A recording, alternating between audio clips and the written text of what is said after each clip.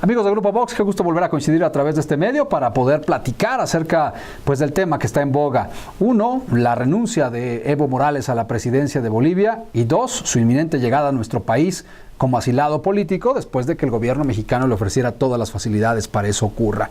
Evo Morales es un villano y un tirano, como se ha querido presentar en las últimas horas, o es un presidente que ha sido depuesto por un injusto golpe de Estado. Hoy vamos a platicar un poco de ese tema, pero antes hagamos un poco de historia. ¿Qué aspectos positivos y negativos hubo en el gobierno de Evo Morales, que estaba a punto de cumplir 14 años en el poder de Bolivia? Pongamos 3 en la parte positiva. 1, Evo Morales logró por primera vez la inclusión de los grupos indígenas en su país, que forman parte prácticamente el 50% de la población y que no habían tenido una representación real en los puestos de poder, en los cargos de gobierno. Estaban prácticamente vedados para ellos, salvo algunas diputaciones y gobiernos provinciales en los que incluso Evo se había venido desempeñando, pero nunca a nivel de la presidencia de la República o de la vicepresidencia. El segundo aspecto positivo de la llegada de Evo Morales al gobierno de Bolivia es sin duda el crecimiento de casi un 5% promedio que tuvo durante los 14 años en el gobierno. Este 5% no ha sacado a Bolivia de ser uno de los 3 países más pobres de América Latina, pero sí ha permitido que muchos sectores se incorporen al desarrollo y particularmente que se reduzca la pobreza extrema.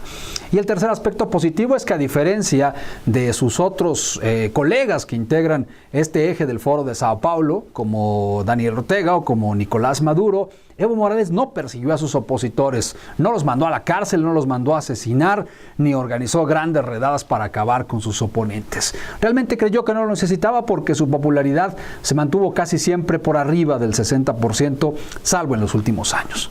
¿Cuáles son los aspectos negativos de Evo Morales? El primero, esa intención absurda que tienen muchos políticos de perpetuarse en el poder. Evo Morales torció la Constitución que él mismo había promovido, ojo, para que en lugar de una sola reelección a la que tenía lugar, pudiera estar buscando ya en esta ocasión la tercera reelección, es decir, hacer 4 periodos en la presidencia de la República, violentando completamente la Constitución. También organizó un descomunal fraude electoral que ha sido confirmado ya por la Organización de Estados Americanos y por muchos otros organismos independientes que confirmaron que las elecciones del mes de octubre pasado no eran realmente unas elecciones democráticas ni representativas y que los resultados habían sido torcidos para favorecer al presidente en el cargo. Estas situaciones provocaron la ola de protestas y la crisis política, social y constitucional que hoy prevalece en Bolivia y que de alguna manera obligó a Evo Morales a renunciar, presionado por las movilizaciones, pero también presionado por el ejército y por la policía. Hay otro aspecto negativo en el gobierno de Evo Morales, el tema de la producción de coca. Usted sabe que la coca se utiliza para muchas cosas. En el caso de los pueblos sudamericanos hacen infusiones, gomas de mascar y algunas otras cosas, pero también sirve para elaborar cocaína.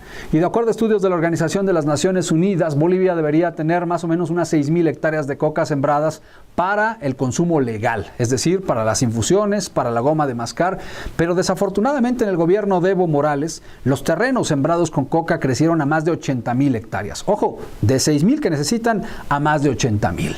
Por lo tanto, hay muchos que consideran que Bolivia se había convertido en un gran proveedor del narcotráfico, amparado incluso por el gobierno de Evo Morales, lo cual no está confirmado, pero las cifras en cuanto a la siembra de coca francamente dejan muchas dudas.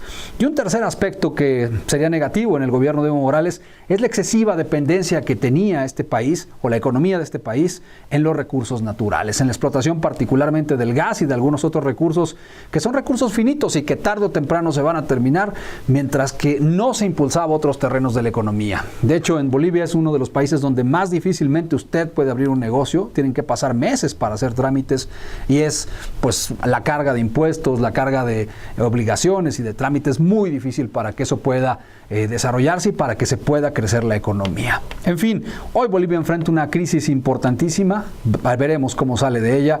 Buena parte de esa crisis es responsabilidad de Evo Morales, sin duda, pero tampoco podemos calificarlo como un villano en toda la extensión de la palabra. De hecho, creo que dentro de los presidentes que formaban parte del Foro de Sao Paulo, era quien mejores resultados había entregado. Desafortunadamente se engolosinó con el poder y pretendió quedarse en él, quizás permanentemente. Ya seguiremos hablando del tema, pero por lo pronto, turno para ustedes. ¿Qué opinan acerca de este tema? Ojalá que nos dejen sus comentarios y opiniones. Gracias y que tengan muy buen día. Y nosotros en este momento en Bolivia Estamos defendiendo la libertad de toda Latinoamérica. Darles un rayito de esperanza a los venezolanos, un rayito de esperanza a los nicaragüenses, un rayito de esperanza a los cubanos. No nos van a ganar estos comunistas de mierda. No nos van a ganar.